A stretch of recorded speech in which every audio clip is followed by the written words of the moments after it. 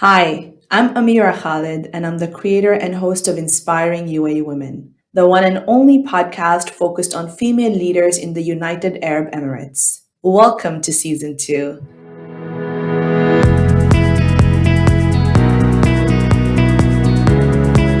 To my loyal followers, welcome back. And if you're tuning in for the first time, welcome. In my show, I will be interviewing and shining the spotlight on a diverse group of female leaders in the UAE and hopefully inspire women in the region with their success stories.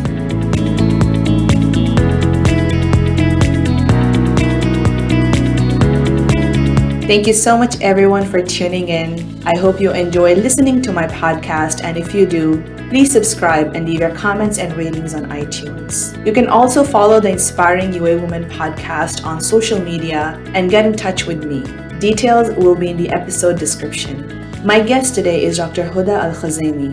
Dr. Hoda is currently the Director for Center of Cyber Security and Research Assistant Professor. She is also the President of Emirates Digital Association for Women and CEO of Women in AI. Dr. Hoda will be speaking at Intersec, which will take place at the Dubai World Trade Center between 16 to 18 January. Held under the patronage of His Highness Sheikh Mansour bin Mohammed bin Rashid Al Maktoum, Intersec is the only event in the region bringing entire ecosystem of emergency services, security, and safety under one roof, enabling regional and global leaders to explore solutions for the rapidly evolving challenges facing the industry. Details on the event will be in the episode description as well. Dr. Hoda has 17 years of experience in industrialization and economic development projects, having led and motivated several tech-based industrial investments in the UAE and internationally. With a specific interest in SDG-based investments, Dr. Hoda has served in various research and development positions in the technology development sector in previous years, and has also played a vital role in developing cybersecurity and cryptology research and development ecosystems in the region and globally. Thank you so much for being on my show, Dr. Hoda.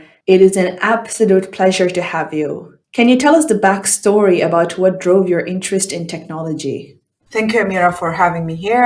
And it's a great question to start our session with. I think my number one interest was just this adamant curiosity that I had in me to just do things on my own, to understand how can we build an industry, how can we build a community, how can we build precisely a technology or a prototype. And that curiosity led me to just be curious about technology because it changes people's life. It has this kind of viral effect where if you want to resolve a specific issue or a problem, of course, the paradigms of solutions could be building a technology aided environment for it. That was why I am here on this pathway. Over the span of your illustrious career, you have been a part of major industrialization projects that have had deep economic impact in the UAE. How did you go from that to academics and now you're going back to it? I was always interested in research and development. I was just a person who would say after graduation, if someone asked me, where do you want to be placed? I would say in research and development community, which are the communities that are forming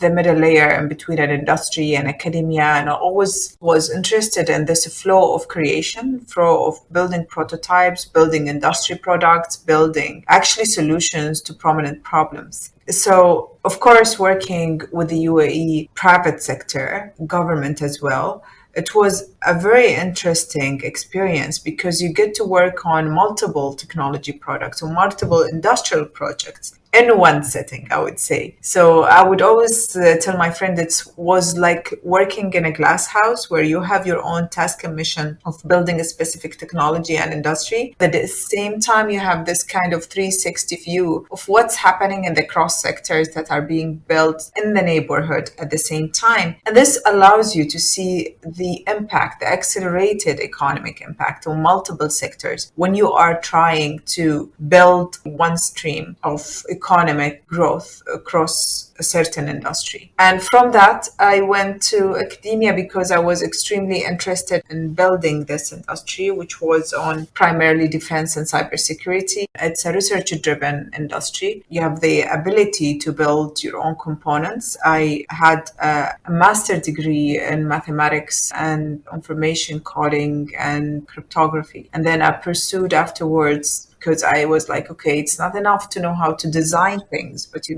need to know how to build them and break them and disassemble them and then rebuild them again. And then I took a PhD degree while working. I didn't want to let go of my industrial position. I would do my PhD in cryptanalysis and cryptography with one of the lead groups in the field in symmetric cryptography at that point of time, and I would say still in Denmark. That's how it went and manifested. And I wanted to always contribute and research, make sure that we from UAE could contribute to the global status quo when it comes to building the technology. And this is why I think, I had a keen interest in cybersecurity and AI and building the academic infrastructure for it in UAE. After my PhD, I was responsible of building R&D centers of productivity and industry on cybersecurity as well. Building the R&D center in NYU Abu Dhabi was a great challenge and a great opportunity to just build something with a global impact for us here in UAE. And I was very lucky to be part of a great team who work very hard into making this vision a true one. Dr. Hoda, I'd like to unpack your experience for our listeners. Tell us a bit more about your experience and any interesting projects you were a part of and would like to highlight. It's difficult to choose one project. I think I was very lucky to work with the UAE government and with the private sector in UAE as well, because you could see the accelerated rate of progress that you have to go through in different projects on a daily basis. I was always interested in many projects, I would say. Cybersecurity is a very interdisciplinary field, we say. So we can tackle cybersecurity from different perspectives, and going from that to tackle the security of self-driving cars, building the testing environment for it, building the different components where you can assess the validity and security of this self-driving cars, and then making sure that you could put the policies for this out there is very interesting. And I would say in general, any project that I worked on which has a great interest of understanding the impact of security or AI on emerging technology, or the impact of emerging technology and AI and cybersecurity, and then also the impact of emerging technology on accelerating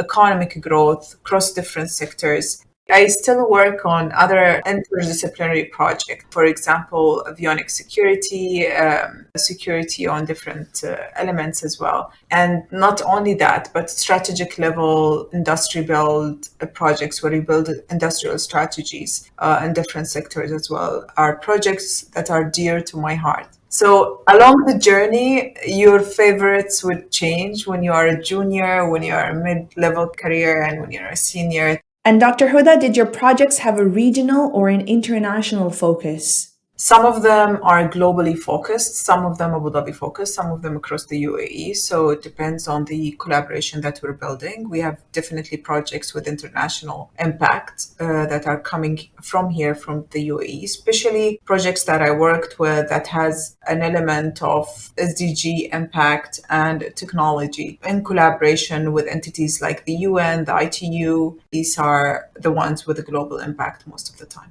This provides me with the perfect segue for the next question then. Dr. Hoda, given that technology is your domain, I'd like to talk about tech for impact. What does it mean? For me, Tech for Impact is actually the current cause or the current purpose of building industrial platform across the world. We're living in an era where we know that we have a delay between achieving the 17 Sustainable Development Goals and the current status quo. So the annual estimated gap for SDG financing is around $2.5 trillion on an annual basis. And with the COVID crisis hit, you can imagine that how would this build up on the current financial gap? I would say the estimation to over 4% of that number. And to me, there are specific factors that could play an acceleration or de-acceleration role when it comes to building a faster impact on achieving these sustainable development goals. One of these elements is building effective global collaborations, and the other one is building effective technologies and industries. Can you imagine if the impact of building effective technologies on global education or global hunger or global healthcare status across the world? And I think technology has that kind of viral element again of achieving an impact. The ability to connect, I would say, the 4 billion users around the world who are currently not connected to digital media would have a huge impact on employability, on economic growth of different countries that are considered part of the underdeveloped or the emerging economies of the world. Do you see a positive link between tech for impact and evolution of industry or industrialization? Definitely, yes. I would say there's a huge link between both because industries at the moment are being heavily empowered by AI, by technology, and they're working on, for example, we see initiatives around agri-farming, initiatives around building the new paradigms of healthcare, new initiatives of, for example, crowdsourcing human genome across the world. So I would say there's a huge link between building new industrialization schemes and sectors and building a tech for impact. Technology at the moment is not just only about building the next tech unicorn by itself. It's about building the next purpose through utilizing industrial impact and technology impact. So the next purpose around, for example, connecting, as I said, connecting the unconnected world at the moment, making sure that you bring in more global jobs, not only national jobs, into the map, and changing the way we work. They call it the digital disconnect, but I would call it the digital connect of today. In the UAE, there is a lot of focus towards designing the next 50. Are there any exciting projects that you would like to work on that align with that vision? I always say that the UAE last 50 was around giving back to humanity in general, giving back to UAE, the way we build this current infrastructure in 50 years in a country that would have from 3 women who would be giving birth, 2 of them would pass away, to a country at the moment that is considered a competitive norm in the region, not only in technology or business or a social balance, but in many other sectors. And the human impact that UAE also constituted was not just about UAE. It was about all of the regional support, I would say, and the global support that they have extended to many of the global projects. And the next 50 for UAE industrial projects that I'm excited about is about initiating this kind of SDG impact-based financing strategies or investing strategies in technology where we can build here from UAE the technology sector, the Silicon Valleys of the world that would enable technologies for good and technologies for positive impact across the world. Dr. Hoda, what has been a highlight or the highlights of your career? When I look back, thank you for the question. You are, incentivizing me to reflect back on my career. And when I look back to my career, I see specific pillars of purpose that existed. So first, I had a huge focus on this kind of academic and research growth, and then a focus on industrial growth as well, because I didn't believe that what we just learn in research and an academy should just stay there in that pocket, but we should have this kind of great contribution to the current industry because it will also contribute to the build of the local economy and the global, positioning of UAE. And the third aspect that's dear to my heart is the community build. It takes a lot of work to just build communities and to sustain them and to keep them going. And I'm at the moment involved in 2, Emirates Digital Association for Women and Women in AI, among others as well that I was involved in down the line. And most of these communities are communities that we foster and we, champion on top of our working hours. And I would say we do them with the volunteering spirit. And the merit of it is for us is to change the status quo, to make sure that we can give back on a bigger impact. The ability to think of a greater good when you are working in your own bubble of focus on an industrial sector is a satisfying one, because end of the day, you go home making sure that you have empowered a community at large. One of the dear projects to my heart was a project that we worked with the UN with on empowering women in AI and women in tech. And through that project, I got to meet this 18 years old mentee slash mentor at the moment from Chile, who was in the program at the age, I think, of 14 or 16. And now she grew up to be an advisor of SDG agenda for one of the secretaries of the UN units. And I'm so proud of her, because for someone who's coming with an agenda of impact, to see her at the age of 18 working on that agenda is really a self-satisfying experience. You see the success of others as an extension of yours at some point of time. That is such a beautiful story with wonderful sentiment behind it, and emphasizes the importance of female mentorship, which I've talked about a lot in my previous season as well. Dr. Hoda, in your illustrious career, what helped you to persevere? What was the key? I was always in R&D. I was always in between academia and industry. It was never one or the other to me. And I probably got rejected from a certain PhD program, a prestigious one in this country, because I said in the interview when they asked me, what do you want to do after your PhD? I said, I want to do an R&D. And after R&D, I want to build the strategic sectors of industries in UAE. And after that, I want to be able to build Silicon Valleys here. And we want to do proper research that would just, fuel that. You asked me about what helped me persevere is that vision that I had in me, that my journey is mine. I have an absolute ownership on how I would steer it, and it should be focused on purpose. It shouldn't be focused on personal purpose, but a purpose of building something for a greater good, for the community all around. And it might sound a bit of a cliche, but I always thought that I always asked myself, what was the best gift that has been given to me in UAE? Who are born and raised in UAE, getting exposed to, at a young age, to a free healthcare system, a free educational system in comparison to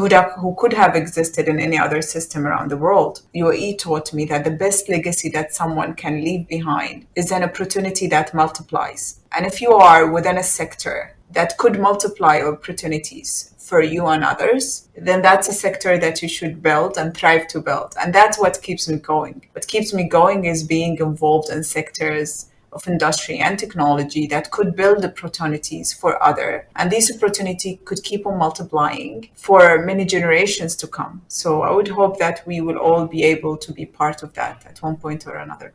Dr. Hoda, with this podcast, my objective is to provide women with real role models they can be inspired by. But who have been some of your role models over the course of your career? It's a kind of a difficult question to answer, because I was raised, and I think it's the way we are being brought sometimes condition us to a specific perspective. I was raised to always think that there is no specific role model to a person, and we should appreciate, and life is a learning journey, and everybody is a learning lesson, and you should really be able to look around you and make sure that you learn from everyone and every aspect and every coincidence that happens to you during your life. So with that being said, to me, a role model is anybody who would be having a purpose in life and persevering behind it, and community growth. So anybody who would put the growth of the community before the growth of one person is someone we should always learn from and consider as a role model. And I would leave it at that, because I don't just have one name. I have a list of names under each category. And we always learn, and we always get to evolve after learning from these experiences. Dr. Hoda, my last question to you today is, what advice do you have for women in tech or in general today? The advice that I always give myself and also give the women out there is, don't settle for the status quo. If the status quo is not what you're looking for, it's not part of your purpose journey. Try to always define your own impact with what you can do. What are the tools around you that you can create? There is no pathway created. Take the challenge, make the journey yours. Don't settle. Really be empowered by your purpose journey, by what you can build, what you can put out there in the community. Don't be one thing. If you can work on multiple dimensions, and that's what I always encourage everybody to do, then do that. And remember, your growth is not just defined by what you do in your career or what you do in your personal life, but also what you do for your own well-being and the balance that you can bring out there for you as a human being in this world. And I always would say that try on a daily basis to champion something and to champion someone. Champion a vision, champion a cause, champion a person, and push that person through to the last mile, no matter where you are at your career journey. Even if you're a junior or if you're a senior, champion something and mentor a person and a cause to their ultimate fullest potentials. Thank you so much for this wonderful interview, Dr. Hoda. It was an absolute pleasure having you on my show, and I look forward to hearing you speak at Intersec. Thank you. Thank you for listening to the first episode of Season 2 of Inspiring UAE Women podcast. Today, women make up only 28% of the workforce in STEM, that is science, technology, engineering, and math. I'm now going to take you through a lot of statistics, so please bear with me. A report by Cyber Security Ventures states that women make up 20% of the cybersecurity workforce, while an ISC Square study using different criteria pegs the number slightly higher at 24%. Even though the percentage of women in cybersecurity has increased since 2013, when women represented just 11% of the industry workforce, there is clearly still a gender gap. As of June 2021, the 5 largest tech companies on the planet, Amazon, Apple, Facebook, Google, and Microsoft, only have a workforce of about 34.4% women in total. Amazon has 29% women in leadership jobs, Facebook 34%, Apple 31%, Google 28%, and Microsoft only 26%. 72% of women in tech have worked at a company where bro culture is pervasive. 78% of women in tech feel they have to work harder than their co-workers to prove their worth. I believe it is important to have women on the executive teams and to encourage women to be a part of the boards of tech and industry-focused companies. Their unique perspective and big picture approach has a positive impact on both the community and company ROI. This interview with Dr. Hoda was a breath of fresh air. It was very inspiring to hear from a leading woman in tech in the region with wide-ranging experience in industry, technology, academia, and research. So make sure to catch Dr. Hoda speak at Intersec. I'll see you all in the next episode.